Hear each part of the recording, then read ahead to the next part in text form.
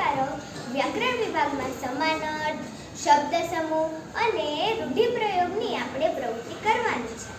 હવે આપણે સમાન અર્થવાળા શબ્દ જોશું.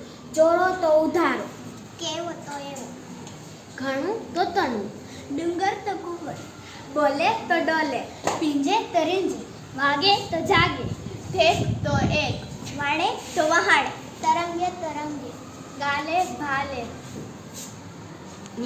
મિનારે તો ઉતારે, બેઠા તો બેઠા, રેલે તો જીવે, ડુંગી તો મૂંગી, આવી તો ગજાવી, કાચ તો પાચ.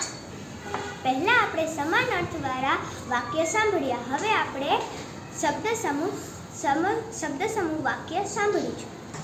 હરખથી ઘેલું, હરખ ઘેલું, જૂના વિચારોને સમર્થન આપનારું, જૂનવાણી, સોનરનો સમય ભાવ, સંભાવ, અતિથિને માન આપવા, સમૂહમાં જવું તે, સાંભળ્યું, જે ભેદી ન શકાય તેવું, અભ્યય.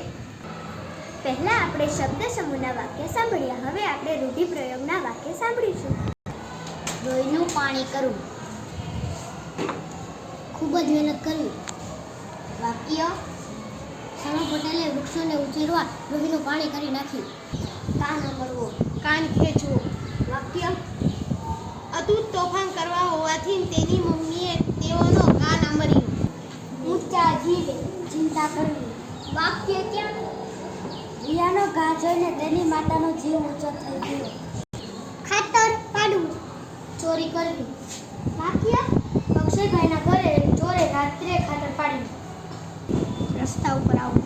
ખોટ ખાવી. વાક્ય શેર માર્કેટમાં ગબડતા ધનસુખભાઈ રસ્તા ઉપર આવી ગયા.